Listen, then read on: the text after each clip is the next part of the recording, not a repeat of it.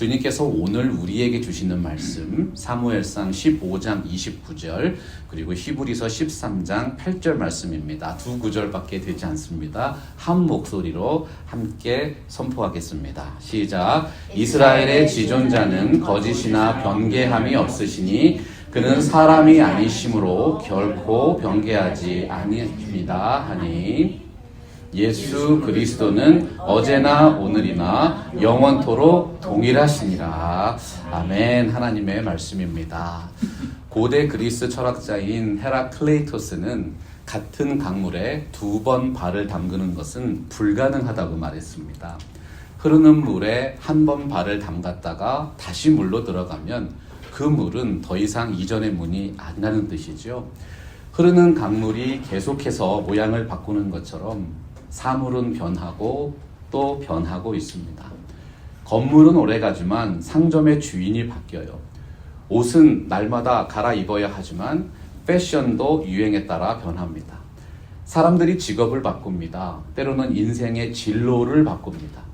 외모가 변하고 분위기가 변하고 습관이 변하고 심지어는 가치관도 변합니다. 날마다 이 세상 전체가 조금씩 변해가고 있는 것이죠. 하지만 여러분, 시시각각 변하는 급류 한가운데 꿈쩍 않고 박혀있는 화강한 바위를 보신 적이 있어요? 하늘과 땅의 하나님이 급류 가운데서도 꿈쩍 않고 서 있는 바위 같은 분이십니다. 선지자 이사야가 이런 고백을 드렸어요. 너희는 여호와를 영원히 신뢰하라. 주 여호와는 영원한 반석이십니다. 모든 것이 소용돌이 치면서 변하지만 하나님은 결코 변하지 않으시고 변화되지도 않습니다. 오직 한 분 창조주 하나님만이 영원토록 불변하시는 유일하신 하나님이죠. 왜 하나님이 변하지 않으셔야 할까요? 신학자 아서 핑크가 이런 말을 했어요. 하나님은 더 나은 것을 위해서 변하실 필요가 없습니다. 왜냐하면 그분은 이미 완전하시고 완전한 상태로 존재하시기 때문입니다. 만약 하나님이 영원토록 동일하시지 않다면 하나님은 하나님 되실 수가 없어요. 하나님의 은혜와 사랑과 진리가 상황에 따라서 변한다면 우리의 소망과 믿음은 헛것이 됩니다. 예수 그리스도께서 어제나 오늘이나 영원토록 동일하신 분이기 때문에 우리가 받은 구원이 영원한 것이지요. 그래서 신학자들은 하나님의 불변성을 표현하기 위해서 immutable, immutable이라는 단어를 사용하고 있어요. 현대 영어에 보면 돌연변이를 mutation이라고 표현해요. 외적인 형상이나 외면만 달라지는 것이 아니라 내용과 본질까지 달라지는 것이 mutation입니다.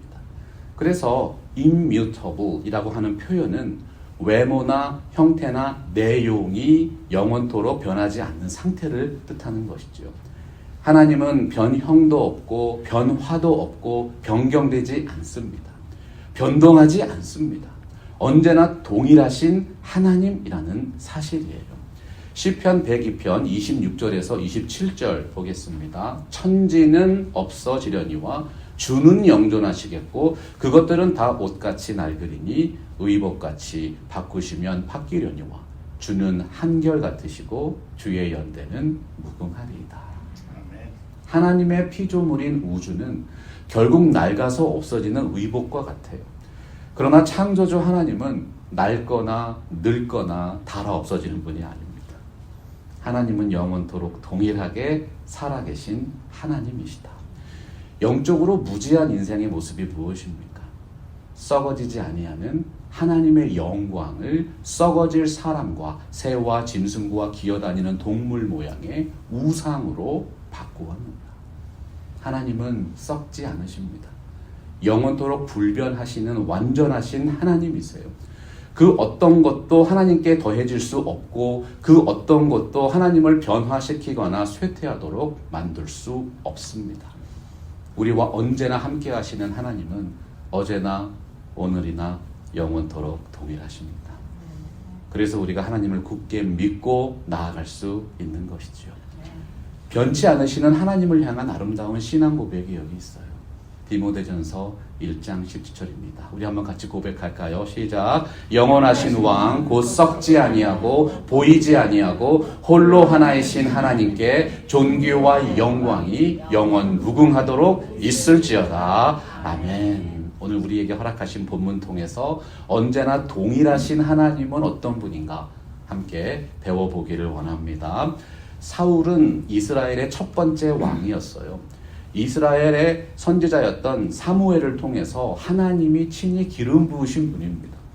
그는 상당한 기간 동안 권좌에 앉아서 이스라엘을 다스렸고 대적들을 물리치고 승리를 누렸어요. 하지만 자신의 삶의 최고의 자리에서 결정적인 실수를 범하게 됩니다.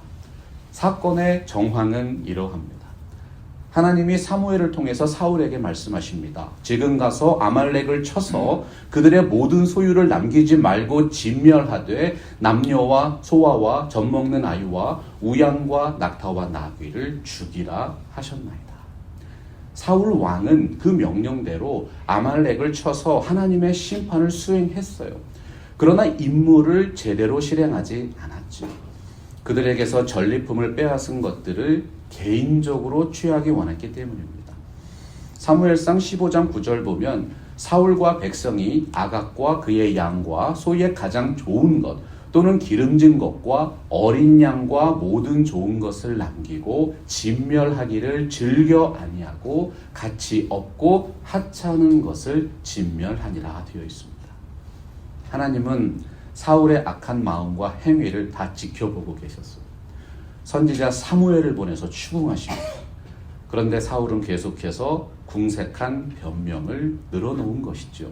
사울이 이르되 그것은 무리가 아말렉 사람에게서 끌어온 것인데 백성이 당신의 하나님 여호와께 제사하려 하여 양들과 소들 중에서 가장 좋은 것을 남김이요 그 외의 것은 우리가 진멸하였나이다 하는지라. 사울 왕은 범행의 현장에서 붙잡혔습니다. 그러나 범죄한 사람들이 흔히 그러는 것처럼 자신의 행동을 합리화하기 시작했던 거예요. 그는 책임을 그의 군사들과 백성들에게 돌렸어요. 자신이 범한 잘못을 오히려 잘한 것처럼 꾸며서 포장했던 것입니다. 사무엘 선지자는 그의 변명에 귀를 기울이지 않았어요. 대신에 사울 왕에게 전말을 상세히 고백할 것을 명령했죠. 그러나 사울의 거짓말이 계속됐습니다. 사울이 사무엘에게 이르되 나는 실로 여호와의 목소리를 청종하여 여호와께서 보내신 길로 가서 아말렉 왕 아각을 끌어왔고 아말렉 사람들을 진멸하였지만 다만 백성이 그 마땅히 멸할 것 중에서 가장 좋은 것으로 길갈에서 당신의 하나님 여호와께 제사하려고 양과 소를 끌어왔나이다 하는지라. 사울은 백성들에게 계속해서 책임을 돌렸습니다. 자신이 범한 불순종에 대해서 애매모호한 설명을 늘어놓았던 거예요. 이제 사무엘은 더 이상의 용서의 기회가 없음을 선언했습니다. 하나님의 심판이 임할 것임을 사울 왕에게 선포한 것이지요. 왕이 여호와의 말씀을 버렸으므로 여호와께서도 왕을 버려 왕이 되지 못하게 하셨나이다. 사울은 사무엘의 끔찍한 예언 때문에 두려움에 사로잡혔어요. 그리고 거짓으로 회개한 것처럼 사무엘을 설득시키려고 하지요. 사무엘상 15장 24절 25절 봅니다. 사울이 사무엘에게 이르되 내가 범죄하였나이다. 내가 여호와의 명령과 당신의 말씀을 어긴 것은 내가 백성을 두려워하여 그들의 말을 청종하였음이니이다. 청하오니 지금 내 죄를 사하고 나와 함께 돌아가서 나로 하여금 여호와께 경배하게 하옵소서. 사무엘은 사울과 함께 하나님께 나아가는 것을 거절했습니다. 하나님이 사울을 용서하신다는 표시로 오해될 소지가 있었기 때문이에요. 안타깝게도 사울 왕의 죄는 하나님의 심판을 면할 정도로 용서받지 못했어요. 그런데 그 이유가 무엇이라고 말씀하고 있어요? 이 말씀이 굉장히 중요합니다. 사무엘상 15장 29절. 우리 다시 한번 읽을까요? 시작. 이스라엘의 지존자는 거짓이나 변개함이 없으시니 그는 사람이 아니심으로 결코 변개하지 않으심이니라.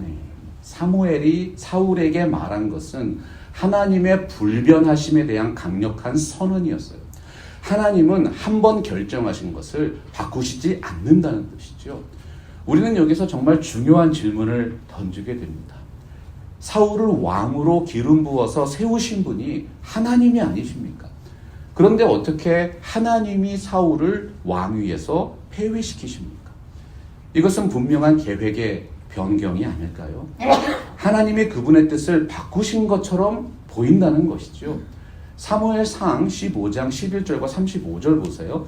내가 사울을 왕으로 세운 것을 후회하노니 여호와께서는 사울을 이스라엘의 왕으로 삼으신 것을 후회하셨더라. 후회한다. 히브리어 원어를 보면 뉘우치고 회개한다는 뜻이에요.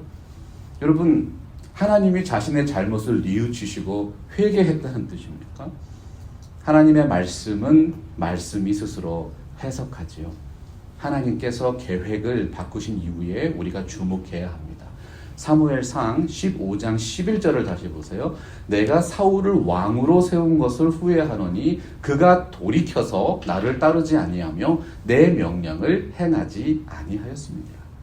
여러분, 누가 변심한 것입니까? 하나님이 변심한 것이 아니라 사울이 변심한 것입니다. 구약시대 이스라엘의 왕은 하나님이 기름 부어서 세우신 통치자였어요. 왕의 권위와 통치력은 그가 하나님의 뜻에 순종해서 나라를 다스릴 때 비로소 합당하게 발휘되는 것이죠. 그러나 사울 왕은 하나님의 뜻을 따르지 않았어요. 계속되는 돌이킴의 기회에도 불구하고 끝까지 회개하지 않았습니다. 하나님께 반역을 행한 것이죠. 인간의 관점에서 보면 하나님은 분명히 태도를 바꾸셨습니다. 후회하셨습니다. 중요한 초점은 뭐냐면 사울의 변심이 하나님의 태도의 변화를 일으켰다는 것입니다. 하나님은 언약의 하나님이시고 그 언약을 지키시는 일에 전적으로 신실하신 분이에요. 구약시대 언약의 특징이 무엇입니까? 순종하면 복을 받고 불순종하면 화가 임한다는 것입니다. 하나님은 축복의 약속에만 신실하신 분이 아니라 심판의 언약에도 신실하신 분이기 때문에 그렇게 하실 수밖에 없다는 거예요. 왜 하나님이 그렇게 하셔야 합니까? 이스라엘의 왕을 향하신 하나님의 계획에는 전혀 변화가 없기 때문입니다. 언약에 신실하신 하나님께서 사울을 폐하시고 다윗을 세우셨어요. 그리고 결국에는 영원하신 이스라엘의 왕 예수 그리스도를 이 땅에 보내주신 것이죠. 헤롯 왕의 때에 예수께서 유대 베들레헴에 나시니까 동방으로부터 박사들이 와서 물었습니다. 유대인의 왕으로 나신 이가 어디 계시냐? 우리가 동방에서 그의 별을 보고 그에게 경배하러 왔노라. 사울의 이야기에서 보는 것처럼 변하지 않는 하나님이라는 교리는 기독교가 계속해서 공격받아온 매우 중요한 신앙입니다. 요즘에 새로운 종류의 이단적인 교리들이 계속 일어나고 있어요. 처음에는 독일에서 일어났고 다음에는 영국에서 성행했고 지금은 미국에서 유행하고 있습니다. 인간의 경험과 이성을 중심으로 하는 새로운 신학들은 언제나 그렇듯이 새로운 하나님을 만들어냅니다. 하나님은 동일하신 분이 아니라 계속해서 변화하고 성장하는 분이라는 거예요. 그분들의 하나님은 발전되고 개선되는 하나님이에요. 영원하고 불변하는 하나님이 아니고 항상 새로운 어떤 분으로 인간들에게 어필해야 하는 하나님을 찾고 있는 것입니다. 여러분, 이것이 바로 오늘날 이단적인 사상이 강조하는 하나님의 개방성이죠. 소위 동양적인 사고방식으로 다시 말씀드리면 인간이 치성을 드리면 하늘이 감동한다는 사상입니다. 사람이 간절히 원하면 심지어는 하나님의 심판도 바뀔 수 있다는 거예요. 그런 분들이 주장하는 것이죠. 보세요. 성경 말씀 보니까 하나님이 후회하신다고 말씀하고 있지 않습니까? 우리가 지난주 공부한 요나의 이야기에도 좋은 예가 있지요. 하나님이 그들의 행한 것, 곧 그 악한 길에서 돌이켜 떠난 것을 보시고 하나님이 뜻을 돌이키사 그들에게 내리려고 말씀하신 재앙을 내리지 아니하시니라. 뜻을 돌이키셨다, 후회하셨다는 뜻입니다. 출애굽기 32장 14절 보면 하나님은 애굽에서 이스라엘 백성을 구하여 내신 것을 후회하셨어요. 심지어 창세기 6장 6절 보면 하나님이 태초에 인간을 창조하신 것까지 후회하셨습니다. 이러한 성경의 사례들이 중요한 문제를 일으키죠. 만약 하나님이 후회하실 수 있고 또 실제로 후회하신다면 최소한 하나님이 계획을 바꾸시고 그 마음을 바꾸시는 것은 아닌가. 사울의 이야기를 통해서 우리가 똑같은 의문을 품게 됩니다. 이 영적인 난제를 우리 신앙생활에 어떻게 적용해야 할까요? 민수기 23장 19절 같이 선포하겠습니다. 시작. 하나님은 사람이 아니시니 거짓말을 하지 않으시고 인생이 아니시니 후회가 없으시도다. 어찌 그 말씀하신 바를 행하지 않으시며 하신 말씀을 실행하지 않으시랴. 하나님과 우리 사이의 모든 관계는 하나님과의 변하지 않는 약속에 근거합니다. 우리의 삶에서 혹시 하나님이 마음을 바꾸신 것은 아닌가 느껴질 때가 있어요. 그런데 사실은 그렇지 않다는 것입니다. 왜냐하면 하나님은 인생이 아니시기 때문에 후회가 없는 분이세요. 다만 성경이 하나님의 후회를 언급할 때는 인간이 이해할 수 있는 표현으로 인간의 입장에서 말씀하시는 것이죠. 하나님은 우리의 수준에 맞춰주시기 위해서 자주 허리를 숙이십니다. 인간이 이해할 수 있는 방식으로 하나님을 묘사한다고 해서 하나님이 우리와 똑같은 사람이 되는 것은 아니에요. 예를 들면 신명기 7장 19절 보면 하나님은 강한 손과 팔로 역사하신다고 했습니다.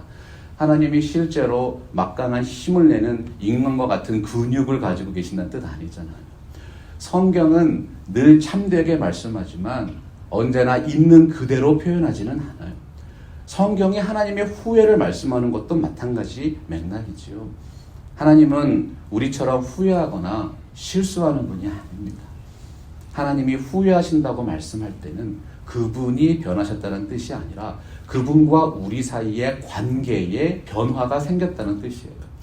하나님이 마음을 바꾸는 것처럼 보이는 것은 하나님이 우리와 맺은 언약에 따라서 신실하게 행하시기 때문입니다. 하나님은 변하지 않는데 내가 변한 것이죠. 신앙은 하나님과의 개인적인 관계입니다. 부부관계를 생각해 보세요. 결혼식에서 서로를 향한 사랑과 정절을 약속했어요. 그 정절의 약속을 깨뜨리고 그 사랑의 약속을 배신하면 그에 합당한 비난과 대가를 치러야 합니다. 하나님과 우리와 맺은 언약도 신실한 관계를 요구하고 있습니다. 우리가 하나님을 향해서 자꾸 변심하면 우리를 다루시는 하나님의 방법에 변화가 생길 수 있어요. 우리를 깨닫게 해주십니다. 하나님과의 관계를 회복시켜 주시기 위해서 그렇게 하신다는 것이죠. 여러분, 그러한 하나님의 역사가 변심입니까? 아닙니다. 오히려 한결같은 태도로 우리를 대하고 계신 거예요. 성경은 그런 하나님의 속성을 인간의 언어로 하나님이 후회하셨다고 말씀하신 것이죠. 히브리서 6장 17절이 선언합니다. 하나님은 약속을 기업으로 받는 자들에게 그 뜻이 변하지 아니함을 충분히 나타내시려고 그 일을 맹세로 보증하셨다. 하나님께서 영원토록 변치 아니하는 그분의 뜻에 따라 모든 것을 신실하게 행하고 계신다는 진리를 믿으시기를 바랍니다. 하나님은 이스라엘에 진정한 왕을 세워주신다는 약속을 하셨어요. 그 약속과 뜻을 단 한 번도 바꾸지 않으셨습니다. 그래서 사울을 패하시고 다윗에게 나라를 주셨어요. 그런데 다윗 역시 하나님을 실망시켰어요. 이 모든 변화하는 역사적인 상황 속에서 하나님은 영원토록 변하지 않는 진정한 왕을 준비하고 계셨던 것이죠. 그 왕의 이름이 예수 그리스도입니다. 예수님은 완전한 인간이시고 완전한 하나님이십니다. 예수님은 인간이셨기 때문에 고난당하셨어요. 인간이셨기 때문에 죄악을 위해서 십자가에서 죽으셨습니다. 그러나 예수 그리스도는 하나님이시기 때문에 영원토록 불변하시는 분이라는 것입니다. 히브리서 13장 8절 우리의 믿음으로 고백합니다. 예수 그리스도는 어제나 오늘이나 영원토록 동일하십니다. 하나님은 변하지 않으십니다. 그렇기 때문에 하나님의 은혜와 능력도 결코 변하지 않습니다.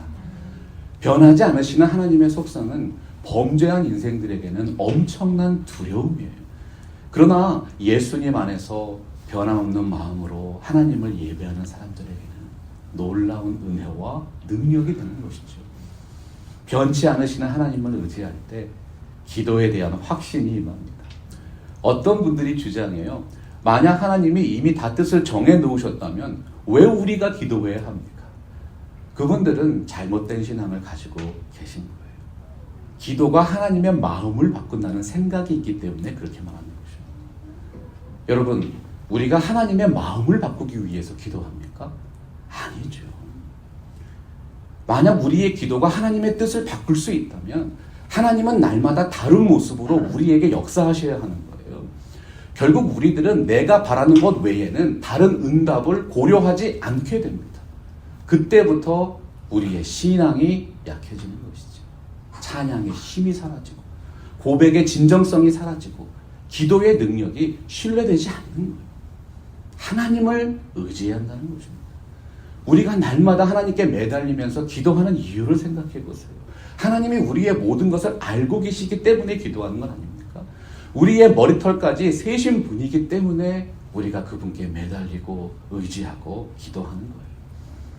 개혁주의 신학자이신 데이비드 웰스가 말했어요. 진정한 기도는 눈에 보이는 현상에 대한 영적인 반역이다. 여러분, 영적인 반역을 일으키십시오. 하나님은 모든 것을 알고 계시지만 우리는 모르기 때문에 기도합니다. 하나님은 천지 만물의 운명과 운행을 주관하고 계시지만 우리는 그분의 통치에 순종할 수밖에 없기 때문에 기도합니다. 그래서 여러분, 기도하는 분들은 절대로 실패하지 않습니다. 눈에 보이는 현상이 어떠하든지 기도하는 분들은 영원하고 완전한 하나님 나라의 백성으로 이미 이 땅에서부터 살아가고 계시기 때문이죠. 로마서 8장 28절이 선언합니다. 우리가 알거니와 하나님을 사랑하는 자, 곧 그의 뜻대로 부르심을 입은 자들에게는 모든 것이 합력하여 선을 이루느니라. 여러분, 이분이 우리가 알고 있는 하나님이에요. 성숙한 신앙은 하늘의 뜻이 이 땅에서 이루어지기를 간절히 소망합니다. 주님께서 우리에게 가르쳐 주신 기도의 핵심이 뭐예요? 뜻이 하늘에서 이루어진 것 같이 땅에서도 이루어지이다. 변하지 않는 하나님의 뜻은 우리의 기도를 불필요하게 만드는 것이 아니라 오히려 기도를 더욱 능력 있게 만드는 영적인 무기인 것이죠. 말라기서 3장 6절의 약속을 기억하십시오. 나 여호와는 변하지 아니하나니 그러므로 야곱의 자손들아 너희가 소멸되지 아니하느니라. 영원토록 변하지 않는 하나님이 우리 구원의 보장이 되어 주십니다. 만약 우리가 변하는 하나님을 섬겼다면 그분은 벌써 오래전에 우리를 소멸시켜 버리셨을 거예요. 왜냐하면 우리는 믿음이 부족하기 때문입니다. 소망이 약해질 때가 있습니다. 사랑을 실천하지 못하는 참으로 멸망당해 마땅한 죄인들이지 않습니까? 그럼에도 불구하고 하나님은 변하지 않으셨어요. 변하지 않을 것입니다. 로마서 11장 29절이 강조하고 있잖아요. 하나님의 은사와 부르심에는 후회하심이 없느니라. 예수 그리스도 안에서 우리를 구원하신다는 그 약속은 절대로 취소되지 않습니다. 왜냐하면 그리스도는 어제나 오늘이나 영원토록 동일하시기 때문입니다. 그리스도인들은 실패를 두려워하지 말아야 합니다. 왜냐하면 하나님이 보장하셨기 때문이에요. 영원한 구원과 직업을 하나님께서 친히 맹세하시고 보장해 주셨습니다. 에이든 토저 목사님이 영원히 변하지 않는 하나님의 은혜를 고백했어요. 하나님께 나아갈 때 그분이 우리를 받아주실지 안 받아주실지 고민할 필요가 없습니다. 하나님은 우리의 사랑과 믿음뿐만 아니라 고통과 필요까지도 언제든지 받아주시는 분이십니다. 하나님은 우리를 사랑하심에 있어서 마음을 바꾸시거나 감정이 메마르시거나 열정을 잃어버리는 분이 아닙니다. 내가 내 자신을 믿는 것보다 하나님이 나를 더 많이 격려하시고 믿어주고 계세요. 그렇기 때문에 이렇게 부족한 죄인도 거룩한 주님의 몸된 교회를 섬길 수 있는 건 아니겠어요. 세상은 상황에 따라서 다른 원칙 만들고 사람에 따라서 다른 기준을 적용하고 있습니다. 그러나 여러분, 하나님은 그러신 분 아니에요. 하나님은 상황에 따라서 약속 바꾸시거나 다른 기준을 적용하는 분이 아니십니다. 그래서 우리가 믿음으로 고백할 수 있는 것이죠. 오직 한 분 하나님만이 진정한 믿음의 대상입니다. 아무리 위대한 성인도 인생의 마지막 순간에는 자신이 죄인임을 고백할 수밖에 없습니다. 때로는 우리가 무슨 죄를 지었는지 기억하지도 못할 때가 너무나도 많잖아요. 인생의 마지막 순간에 누리는 최고의 축복은 하나님의 그 변함없는 은혜를 경험하는 것입니다. 하나님께서 저에게 베풀어 주신 가장 큰 은혜, 나를 영원토록 변함없이 사랑하신다는 증거입니다. 우리가 아직 죄인 되었을 때에 그리스도께서 우리를 위하여 죽으심으로 하나님께서 우리에게 대한 자기의 사랑을 확증하셨느니라. 사랑하고 존경하는 성도 여러분, 저는 바로 이 고백이 우리 팜스프링스 개혁장로교회의 신앙인 줄로 믿습니다. 우리는 하나님의 사랑을 받았습니다. 우리를 향한 그 사랑은 영원토록 소멸되지 않을 것입니다. 하나님은 결코 변하는 분이 아니시기 때문이죠. 에베소서 6장 24절에서 사도 바울이 이렇게 축복했습니다. 우리 주 예수 그리스도를 변함없이 사랑하는 모든 자에게 은혜가 있을지어다. 이 귀한 은혜와 사랑이 오늘 예배 자리에 참석하신 모든 분들의 삶에 가득하게 되시기를 주님의 이름으로 축원합니다. 말씀 앞에서 경외함으로 주께 홀로 섭니다. 생명의 말씀 읽고 순종해 주를 예배합니다. 기록된 말씀 힘이 있어서